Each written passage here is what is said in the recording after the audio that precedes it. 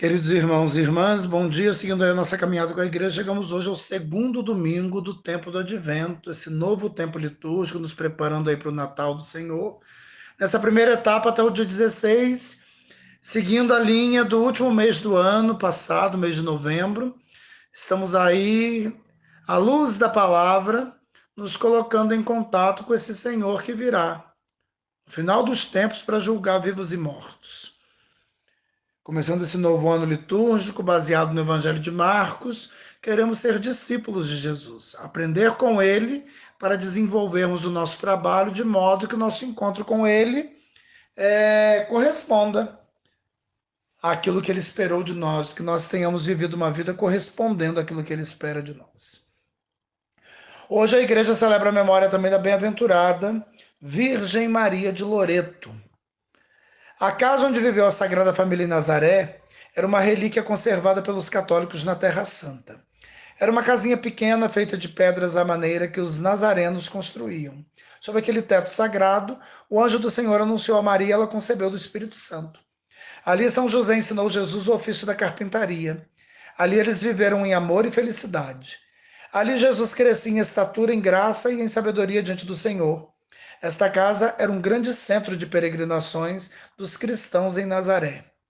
Extraordinariamente, a casa da Sagrada Família que ficava em Nazaré, Israel, foi transportada inteira, sem ser demolida, para a região de Loreto, na Itália. Trata-se de um fenômeno que permanece sem explicação científica e que demonstra a importância que o próprio Senhor dá a esta casa. Os muçulmanos tinham invadido a Terra Santa, por onde passavam, saqueavam e destruíam principalmente as igrejas católicas e os lugares santos. Então, no ano de 1291, antes da chegada dos muçulmanos em Nazaré, a casa da Sagrada Família desapareceu, inexplicavelmente de sua locação, e apareceu na cidade de Terzatzi, na Dalmácia, perto do mar Adriático, a milhares de quilômetros de Nazaré. Na ocasião, o sacerdote local, que estava muito doente, ficou curado instantaneamente e passou a anunciar a visita de Maria e sua casa na cidade. Ele teve uma visão de Nossa Senhora na qual ela afirmou: aquela é a casa onde Jesus foi concebido pelo Espírito Santo e onde a Sagrada Família morou em Nazaré. O povo começou a fazer peregrinações até a casa e graças começaram a acontecer. O governador local ficou impressionado com o fato, mas quis confirmar a versão do padre. Por isso enviou 4 especialistas à Terra Santa para tirarem a prova de que aquela era a casa verdadeira. Os especialistas encontraram em Nazaré somente os alicerces da casa e os nazarenos espantados com o desaparecimento da mesma. E para espanto de todos, os alicerces tinham as medidas e o tamanho idênticos aos da casa que apareceram em Tersatze. Esses alicerces estão até hoje em Nazaré, na Basílica da Anunciação, onde recebem a visita de peregrinos de todo o mundo. E a casa que estava em Tersatze não apresentava sinais de ter sido demolida ou reconstruída. Ao contrário, ela estava intacta como era conhecida em Nazaré. Então concluíram que Deus, em sua infinita bondade, ordenou que seus anjos transportassem pelo ar a casa em que Nossa Senhora havia recebido a visita do anjo para anunciar a salvação do mundo. Esse foi o primeiro milagre. A casa logo se tornou centro de peregrinações. Após ter ficado por mais de 3 anos na cidade de Tersatz, um novo milagre aconteceu. No dia 10 de dezembro de 1294, a casa milagrosamente levantou voo rumo ao mar Mediterrâneo e foi parar nos bosques de Loreto, na cidade de Recanati, Itália. Então os fiéis se lembraram de uma profecia de São Francisco de Assis. Loreto será um dos locais mais sagrados do mundo. Lá será construída uma basílica em honra a Nossa Senhora de Loreto. De fato, hoje é uma basílica que foi construída em volta da casa. Esta basílica é um dos maiores santuários da Europa. Vários estudos foram feitos a pedido da Igreja, envolvendo especialistas como engenheiros, arquitetos, físicos, historiadores e estudiosos. O espanto e a admiração é geral, pois quanto mais se estuda, mais se comprova que um grande milagre aconteceu envolvendo esta casa. Abaixo, citado acima agora, um resumo das conclusões dos estudiosos. Dizem os estudiosos, a casa fica diretamente no chão, sem nenhuma base que a sustente, podendo passar uma barra de ferro embaixo dela. As pedras de que é feita não existem na Itália, somente na Palestina, na região de Nazaré. Sua porta é de cedro, madeira que não existe na Itália, sendo muito encontrada na Palestina. O cimento que liga as pedras das paredes é de sulfato de cálcio e pó de carvão, muito usado na Palestina, usado no tempo de Jesus e desconhecido naquela época na Itália. As medidas da casa são idênticas às da base que ficou em Nazaré. A casa é pequena, mostrando a simplicidade da Sagrada Família, porém organizada e com arquitetura simples, como do povo da época de Jesus. Nossa Senhora de Loreto, rogai por nós. Nossa Senhora de Loreto é patrona da aviação e dos aviadores, e também daqueles que estão buscando aí a sua casa própria. Oremos. Ó Deus, que cumpristes as promessas a nossos pais e escolhestes a Santa Virgem Maria para ser a mãe do Salvador, concedei-nos seguir seu exemplo, cuja humildade vos agradou e cuja obediência nos auxiliou. Por nosso Senhor Jesus Cristo, vosso Filho, que é Deus e convosco vive e reina, na unidade do Espírito Santo, por todos os séculos dos séculos. Amém.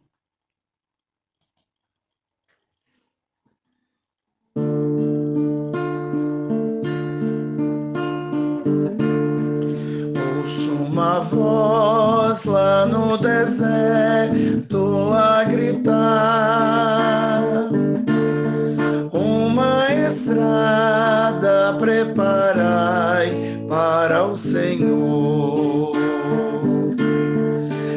Endireitai os seus caminhos, pois ele vem.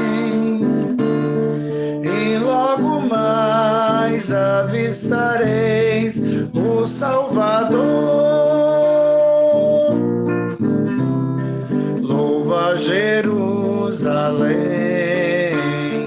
louva o Senhor teu Deus.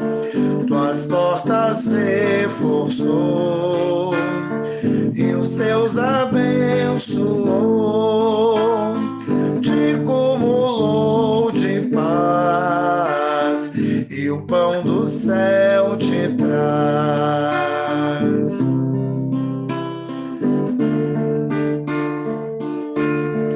Ouço uma voz lá no deserto a gritar, uma estrada preparai para o Senhor. Endireitai os seus caminhos, pois ele vem. E logo mais avistareis o Salvador.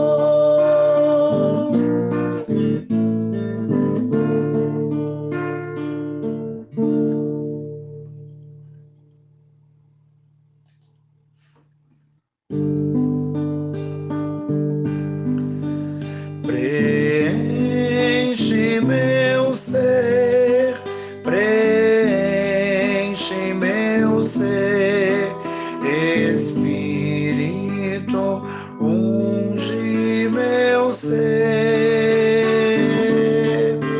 em ondas de amor, ó, vem sobre mim, Espírito, unge meu ser, preenche meu ser, preenche meu ser, Espírito, unge meu ser,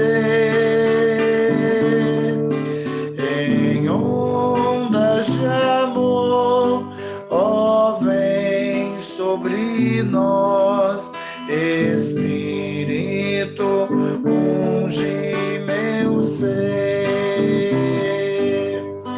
preenche meu ser, preenche meu ser, Espírito, unge meu ser, em ondas de amor, ó, vem sobre mim, Espírito, unge meu ser.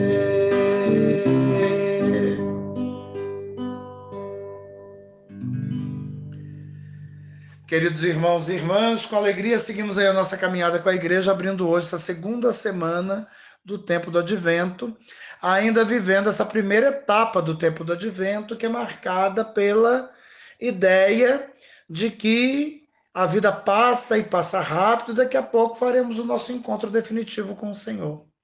A parousia, o encontro definitivo com o Senhor, que não sabemos dia nem hora, que acontecerá como a visita de um ladrão à nossa casa, que não manda recados, mas chega na hora em que a gente menos espera, é o tema ainda dessa primeira etapa do tempo do Advento. Digo ainda porque vivemos esse tema e meditamos bastante ao longo de novembro. A palavra, nesses 16 dias do Advento, primeiros 16 dias, joga a gente para esse final, para o encontro com esse Jesus que virá para julgar vivos e mortos. E a pergunta que fica é: como que nesse momento da nossa vida nós estamos? Se esse momento da nossa vida fosse o momento final, apresentaríamos ao Senhor o quê? De resultado prático, concreto, da vida que nós levamos. Conseguimos ao longo da vida até agora descobrir a vida como dom, concedida por Deus, mas que daqui a pouco Ele pega de volta. Percebemos que essa vida como dom foi concedida a cada um de nós para que nós vivêssemos em sintonia com a sua vontade, passando por esse mundo construindo o céu, que depois que esse mundo acabar será a nossa morada definitiva, ou estamos aí na flauta, vivendo como dá, dando vazão aos nossos instintos, fazendo o que nos vem na cabeça, achando que ainda temos uma vida longa pela frente, por isso podemos depois acertar, né? Depois, amanhã, daqui a pouco, né? É a lenga-lenga da gente, né? Tudo que diz respeito a Deus, depois a gente faz. Só que depois, né, gente? A gente vem refletindo, depois é uma hipótese, que pode ou não se confirmar. E a pergunta é, e se não se confirmar, se não houver esse depois, como ficamos, né? Então a palavra, nesses primeiros dias do Advento, até o dia 16, é uma palavra de alerta, de vigilância, de atenção. Como que nós estamos vivendo, né? E a gente começa hoje essa segunda semana com o segundo domingo do tempo do Advento. E a palavra segue essa linha. A primeira leitura hoje do profeta Isaías, capítulo 40, versículos 1 a 5, 9 a 11. Né? Esse capítulo que marca o início do segundo Isaías. Né? O profeta Isaías é um texto longo e traz nele 3 momentos importantes da história da salvação. Aquele período pré-exílico, quando Deus tenta alertar o povo dos desvios, dos desmandos, dos pecados cometidos, o povo que está tirando Deus de circulação, sempre conduzido pelas autoridades, que descobrem que podem viver agora do jeito que acham, buscando satisfazer seus próprios caprichos, mas o povo não ouviu a voz dos profetas que Deus enviou, não deu atenção, perseguiram, torturaram, mataram os profetas. Que a voz do profeta incomodava, que ao anunciar a vontade de Deus, denunciava os desmandos. Esse povo que não ouviu caiu no exílio da Babilônia. A vida voltou ao fundo do poço de onde Deus havia retirado quando era escravo lá no Egito. E esse momento do exílio na Babilônia, também o profeta Isaías reflete ali do capítulo 40 até o capítulo 55. E também o pós-exílio, quando o povo regressa a Jerusalém, dos capítulos 56 a 65. De onde saiu, por exemplo, a leitura de domingo passado. Foi do capítulo 63. Né? Hoje temos um trecho do início desse profeta anônimo que faz a sua profecia no exílio da Babilônia.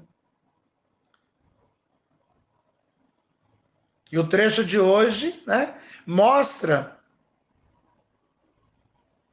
finalzinho do exílio, quando o povo desanimado, desesperançado, o exílio durou 50 anos, e o povo ali no exílio, que no primeiro momento o povo achava que ia lá e ia voltar logo.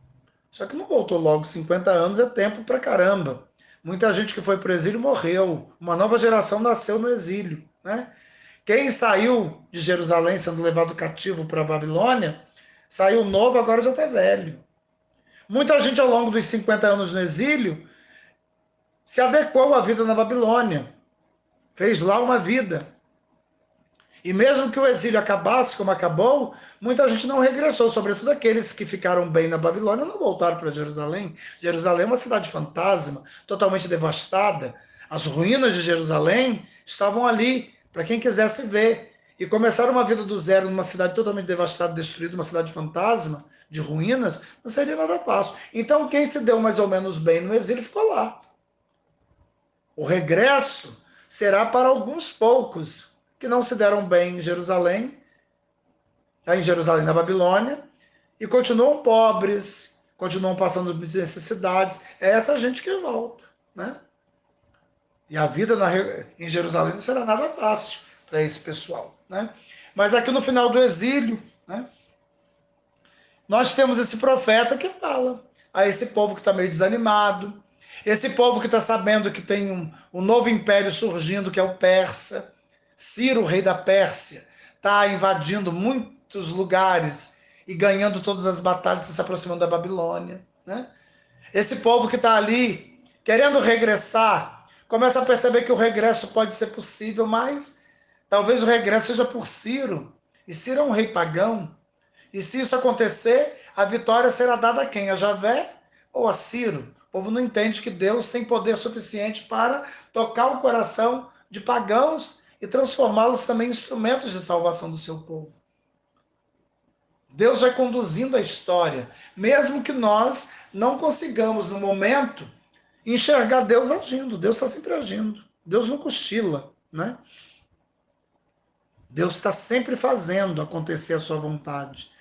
Encontra resistência em nós, é fato. A sua vontade, às vezes, é retardada, é jogada para frente, mas mais cedo ou mais tarde a vontade de Deus sempre se cumpre, né? Como diz o bom e velho ditado, aonde Deus risca, ninguém rabisca. Então, quando a vida está parecendo sem sentido, quando a vida parece perdida, quando não há perspectiva, quando não há nenhuma, né, fé e esperança estão ali minguando, né? E a fé e a esperança minguadas não nos permitem enxergar muito longe. A palavra de Deus é aquela que chega pela boca desse profeta anônimo no exílio na Babilônia para alimentar essa fé. A fé vem da pregação da palavra, da escuta da palavra. E quando esse povo começa a escutar novamente a palavra, algo vai modificando, porque a esperança vai voltando, a fé vai sendo qualificada. E esperança e fé alimentadas fazem a gente enxergar cada vez mais longe. E quando a gente enxerga longe, para além da realidade dura, que em muitos momentos nós vivemos, a gente começa a entender aquilo que semana passada a gente meditou bastante. Deus é mais. E o que ele tem para nós é sempre mais do que aquilo que o mundo nos oferece a cada dia. Fomos ludibriados pelo mundo, enganados pelo mundo, seduzidos pelo mundo, mas agora estamos enxergando com mais clareza que o mundo é uma máquina de enganação, que só Deus é. E, portanto, porque só Deus é, somente Ele pode nos oferecer aquilo que nós mais queremos, desejamos e precisamos. E é com esse Deus que a gente tem que se unir. Então a palavra, ela sempre escutada e acolhida no coração, vai produzindo transformações em nós, concretamente. Então diz o profeta Isaías hoje na primeira leitura, olha a palavra do profeta para um povo que está no exílio da Babilônia. Consolai o meu povo, consolai-o. Olha aí, Deus pedindo ao profeta para falar para o povo isso. Diz o vosso Deus, falai ao coração de Jerusalém e dizei em alta voz que sua servidão acabou. Ponto final. E a expiação de suas culpas foi cumprida. O tempo do exílio está acabando. Porque a expiação dos pecados de vocês, esse tempo já deu. Já deu conta. Né? Aliás, né, o profeta vai continuar. Ela, Jerusalém, recebeu das mãos do Senhor o dobro por todos os seus pecados. Pagou duplamente. Como que o pecado é terrível, né? O preço que se paga pelo pecado que se comete não vale a pena, né? No mundo capitalista, onde a gente está sempre pensando no custo-benefício, né? Duas palavras que movimentam aí o mundo dos negócios, o mercado, custo-benefício. Vale a pena esse valor? Pagar esse valor? O que isso que eu estou querendo, o que ele vai me proporcionar, corresponde ao valor que eu vou pagar por ele? A gente está sempre perguntando isso. Né? E se não valer a pena, melhor não comprar. E o pecado é bem assim, ele engana. Ele diz que vale a pena pagar, entregar a vida a ele. Mas depois que a gente entrega, a gente vê que só dá ruim. O custo-benefício é terrível. Só quem foi enganado é que paga esse preço. Grita uma voz. Olha aí, o que a voz grita? Preparai no deserto o caminho do Senhor, aplanai na solidão a estrada de nosso Deus. Nivelem-se todos os vales, rebaixem-se todos os montes e colinas, endireite-se o que é torto, e alisem-se as asperezas. A glória do Senhor então se manifestará, e todos os homens verão juntamente o que a boca do Senhor falou. Então grita uma voz no deserto. O que é importante? A voz? Não. Importante é aquilo que a voz diz, é a mensagem. Né? A voz pouco importa. Mas o que ela diz importa. E o que ela diz? Que é preciso preparar no deserto um caminho para o Senhor. E como que se prepara? A gente precisa facilitar, deixar esse caminho facilitado, tirando todos os obstáculos. Senão o Senhor não vem.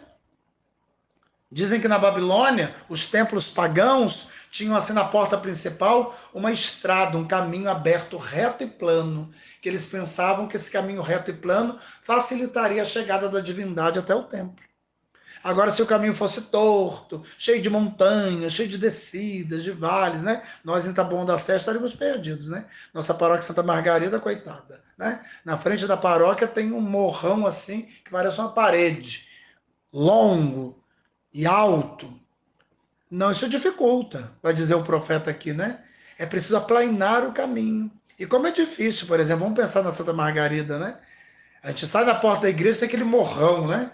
Como que deixa aquele morrão reto? É preciso trabalho, né? É preciso aterrar isso daí, esse vale que se abriu. Difícil. Quem está lá embaixo, olha aquele morrão para subir, difícil. A gente tem que derrubar essa montanha. Difícil, que é um morrão terrível. Mas tem que nivelar a montanha. Quem vai do Santo Expedito para a Matriz tem que subir, descer, encurvar, entortar, é uma coisa terrível. Tem que acertar esse caminho. Buraco, calçado em desnível, áspera, alisa isso daí. É uma linguagem, né? Que você fala assim, o que tem a ver isso com Deus, com o advento? Tem tudo, né? O advento é isso. O advento é o tempo para a gente preparar o caminho para o Senhor chegar até nós. Esse caminho que o nosso pecado, que a gente cometeu, entortou, tornou áspero, dificultou porque cavou abismos, construiu montanhas. Nosso pecado é assim. O nosso pecado produz entre nós e Deus obstáculos. E o tempo do advento é para a gente quebrar esses obstáculos e facilitar, criar um caminho reto para o Senhor chegar rápido em nós. E quem tem que fazer isso é a gente. Foi a gente que construiu a montanha com o nosso pecado. Foi a gente que criou um abismo com o nosso pecado. Foi a gente que tornou áspero o que era liso, entortou o que estava reto. Então desentorta, alisa, rebaixe-se as montanhas e aterre os vales. Difícil. Por isso que eu falava, é inspiração e transpiração. Ah, não quero suar a camisa, então tá ruim, meu filho. Quero viver esse advento na flauta. Ih, deu ruim. A voz que grita no deserto deixa claro. Preparai o caminho para o Senhor. Preparai no deserto o caminho do Senhor. Né? E aí o profeta Isaías continua, né? Nivelem-se todos os vales, rebaixem todos os montes e colinas, endireite-se o que é torto e alise-se as asperezas. A glória do Senhor então se manifestará. Quando que a glória do Senhor vai se manifestar? Quando você estiver pronto, quando eu estiver pronto, quando a nossa comunidade estiver pronta. Aí sim a glória do Senhor vai se manifestar. E todos os homens verão juntamente o que a boca do Senhor falou. Sobe a um alto monte, tu que trazes a boa nova a Sião. Olha aí, grita lá do alto. Levanta com força a tua voz, tu que trazes a boa nova a Jerusalém. Ergue a voz, não temas. Diz às cidades de Judá, eis o vosso Deus. Eis que o Senhor Deus vem com poder. Seu braço tudo domina. Eis com ele a sua conquista. Eis à sua frente a vitória. Né? A igreja hoje é proclamadora dessa palavra. Tem que gritar aos quatro ventos, a todos os ouvidos atentos, aos corações abertos. preparem o caminho no deserto para o Senhor. O Senhor quer chegar na tua vida, na minha vida, na vida dos nossos irmãos. Nós preparamos isso. Por isso que a igreja missionária é por condição, não é por opção. A igreja faz esse papel de voz que grita no deserto, preparai aí o caminho para o Senhor. Como um pastor, ele apacenta o rebanho, reúne com força dos braços os cordeirinhos e carrega-os ao colo, os mais frágeis, os pequenos e simples. Ele mesmo tange as ovelhas mães. Respondendo essa leitura de Isaías 40, 1 a 5, 9 a 11, o salmo de hoje, o salmo 84. Mostrai-nos, ó Senhor, vossa bondade e a vossa salvação nos concedei. Quero ouvir o que o Senhor irá falar. Olha aí, voz que grita no deserto. O que o Senhor quer falar? Prepara o caminho do Senhor aí. É a paz que ele vai anunciar. A paz para o seu povo e seus amigos, para os que voltam ao Senhor, seu coração. Está perto a salvação dos que o temem, e a glória habitará em nossa terra. A verdade e o amor se encontrarão, né? Aí o que Deus deseja vai aparecer. A justiça e a paz se abraçarão. Da terra brotará a fidelidade, a justiça olhará dos altos céus. Aí é o reino de Deus na terra. O Senhor nos dará tudo que é bom, nunca o que é ruim. E a nossa terra nos dará suas colheitas. A justiça andará na sua frente e a salvação de seguir os passos seus. Quando que isso vai acontecer? Quando nós, atentos à palavra, a voz que grita no deserto, prepararmos o caminho para o Senhor chegar. Se o Senhor não chegar porque a gente não preparou nada, o mundo vai continuar caótico. Mas se a gente preparar o caminho e ele chegar, toda essa promessa dele se cumpre. Nesse sentido, Isaías 40, 1 a 5, 9 a 11, Salmo 84 nos prepara para o evangelho de hoje. Marcos 1, 1 a 8, início do evangelho de Marcos. Jesus falará aqui as primeiras palavras. Aliás, mais para frente, né? Não nesse trecho de hoje. Aqui nos será apresentada a figura de João Batista, que vai ganhando força nesse tempo do advento. João Batista que cumpre a profecia de Isaías. João Batista que é essa voz que grita no deserto. E que com a sua voz e a sua vida anuncia a chegada do reino e denuncia os desmandos que dificultam a chegada desse reino de Deus, a chegada desse Messias. São Marcos, que é o evangelista que forma os discípulos, começa nos apresentando esse precursor. Esse precursor que é sinal daquilo que a igreja tem de ser. João Batista é um sinal para a igreja. A igreja tem de ter a postura de João Batista, a voz que grita. Que quando o Senhor chega, diminui para que o Senhor cresça. Que aponta aquele que é mais. Aquele que não se é digno de ter, abaixar para desamarrar a correia das suas sandálias. Aquele que batiza com o Espírito Santo. Ele é que é, nós não. Nós somos apenas instrumentos, frágeis e fracos, que depois de cumprida a nossa missão desaparecemos, como a voz. Né? Importante não é a voz, é a mensagem da voz. Você está entendendo? É disso que se trata. Início do Evangelho de Jesus Cristo, Filho de Deus, está escrito no livro do profeta Isaías, já começa citando o texto de hoje. Eis que envio meu mensageiro à tua frente, para preparar o teu caminho. Esta é a voz daquele que grita no deserto. Aí cita o profeta Isaías. Preparai o caminho do Senhor, endireitai suas estradas. O acesso que era livre, fácil, rápido e prático do paraíso, o pecado dificultou. Agora temos que preparar novamente o caminho do Senhor, endireitar suas estradas. Foi assim que João Batista apareceu no deserto. Aí vai começar a falar sobre João. E o contraste daquilo que João é, do modo como ele vive, e aquilo que o mundo é e como o mundo vive. Foi assim que João Batista apareceu no deserto, não na cidade, pregando um batismo de conversão para o perdão dos pecados, porque o pecado é que entorta o caminho. Toda a região da Judéia e todos os moradores de Jerusalém iam ao seu encontro. Confessavam os seus pecados e João os batizava no Rio Jordão. Um batismo para a conversão.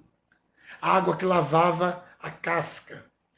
Mas aquele que é maior vai batizar no Espírito, que vai queimar por dentro e mudar de dentro para fora.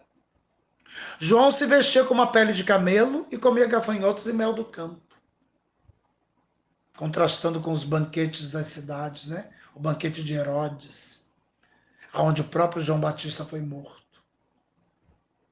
E pregava dizendo: depois de mim virá alguém mais forte do que eu. Eu nem sou digno de me abaixar para desamarrar suas sandálias. Olha a humildade. Eu vos batizei com água, mas ele vos batizará com o Espírito Santo. O advento é para isso, para a gente preparar esse caminho, para a gente se encontrar com esse Senhor, para recebermos dele o batismo no Espírito Santo, né? E esse Espírito conduzindo a nossa vida, nos leve a agir em conformidade com a sua vontade, nos dê força, coragem, discernimento, sabedoria, conhecimento da palavra, tudo que a gente precisa, para a gente não sucumbir diante das investidas do mundo e estarmos prontos para o nosso encontro com ele, que a segunda leitura hoje fala. Segunda carta de São Pedro, capítulo 3, 8 a 14. Onde São Pedro vai dizer, né, que o Senhor vai voltar. Não é para a gente se enganar achando que ele está demorando demais. A gente tem que olhar essa demora de Deus como um benefício para nós. A demora de Deus revela a sua paciência. Se ele voltasse agora, talvez pegasse todos nós totalmente despreparados. A gente deveria aproveitar essa demora de Deus para o quanto antes acertar o nosso passo. Porque daqui a pouco, de fato, ele vai chegar. E se a gente não souber usar esse tempo que ele está dando a nós, na sua paciência, porque nos ama, para ajeitar aquilo que está desajeitado, para consertar aquilo que está desacertado, derrubar as montanhas, aterrar os vales, alisar o áspero, acertar o torto, criar um caminho que facilite o encontro dele conosco e o nosso encontro com ele, vai dar tudo ruim. Então a segunda leitura hoje é um alerta, né? Nessa linha do alerta, da vigilância, que esses dias, até o dia 16 de dezembro, o advento quer trazer para nós. Então diz São Pedro hoje: uma coisa vós não podeis desconhecer, caríssimos. Para o Senhor um dia como 1000 anos e 1000 anos como um dia. Olha aí, não pense que ele está demorando, não. Ele está fazendo isso por você e por mim. Na sua eternidade, ele conta o tempo contrário a nós, ao nosso tempo. O Senhor não tarda a cumprir sua promessa, como muitos estão dizendo, como pensam alguns, achando que demora, não. Demora, não. Ele está usando de paciência para convosco, pois não deseja que alguém se perca, né? Essa carta de São Pedro, que é escrita já, né, finalzinho do primeiro século, quando o povo está ali desanimando, achando que o Senhor não vai voltar coisa nenhuma, falou que vai voltar, mas não volta nunca. E a comunidade está perdendo a fé e a esperança. E a carta de São Pedro vai dizer, não, ele está usando de paciência para convosco, pois não deseja que alguém se perca. Ao contrário, quer que todos venham a converter-se. E a conversão requer tempo. E a gente tem que saber usar o tempo que o Senhor nos dá para essa conversão. O dia do Senhor chegará como ladrão. E então os céus acabarão com um barulho espantoso. Aí começa a usar umas imagens próprias da época, né? Imagens tiradas da literatura apocalíptica, que às vezes espanta, apavora, mas não é para espantar, nem é para apavorar, é para alertar. Não é? É uma maneira de escrever e de falar para chamar a atenção dos ouvintes. Os elementos devorados pelas chamas se dissolverão, e a terra será consumida com tudo que nela se fez. Se desse modo tudo se vai desintegrar, qual não deve ser o vosso empenho numa vida santa e piedosa, enquanto esperais com anseio a vinda do dia de Deus, quando os céus em chama se vão derreter e os elementos consumidos pelo fogo se fundirão? O que nós esperamos de acordo com a sua promessa são novos céus e uma nova terra. É isso que interessa na mensagem, né? O que nós esperamos de acordo com a sua promessa são novos céus e uma nova terra, onde não haverá espaço para essa velha terra, marcada pelo pecado, onde habitará a justiça. Caríssimos, vivendo nessa esperança, esforçai-vos, para que ele vos encontre numa vida pura e sem mancha e em paz. Versículo 14. Caríssimos, vivendo nesta esperança, esforçai-vos, para que ele vos encontre numa vida pura e sem mancha e em paz. É o que o advento quer fazer conosco. Nos dá condições para que o Senhor nos encontre nessa vida pura, sem mancha e vivendo em paz.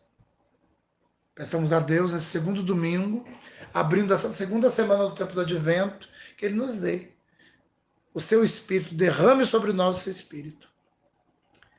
Que esse Espírito nos ajude a abrir os ouvidos para ouvir essa palavra, essa voz que grita no deserto.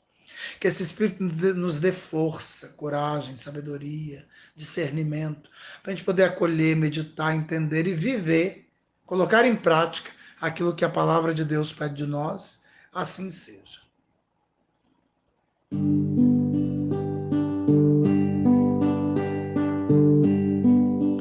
As colinas vão ser abaixadas, os caminhos vão ter mais fulgor. O Senhor quer as vidas ornadas para a festa da vida e do amor. Vem, Senhor, vem salvar teu povo. Deus conosco, Emanuel, neste pão um mundo novo, quer teu povo, Deus fiel. Vão brotar em desertos mil fontes, que canteiros de paz vão regar. Também vindas sem luz de horizontes, na luz viva do céu vão brilhar. Vem, Senhor, vem salvar teu povo. Deus conosco, Emanuel, neste pão um mundo novo, quer teu povo, Deus fiel. Nosso Deus vem plantar a justiça neste mundo de sonhos tão vãos e banir para sempre a cobiça que destrói sempre a vida de irmãos. Vem, Senhor, vem salvar teu povo. Deus conosco, Emanuel, neste pão um mundo novo, quer teu povo, Deus fiel.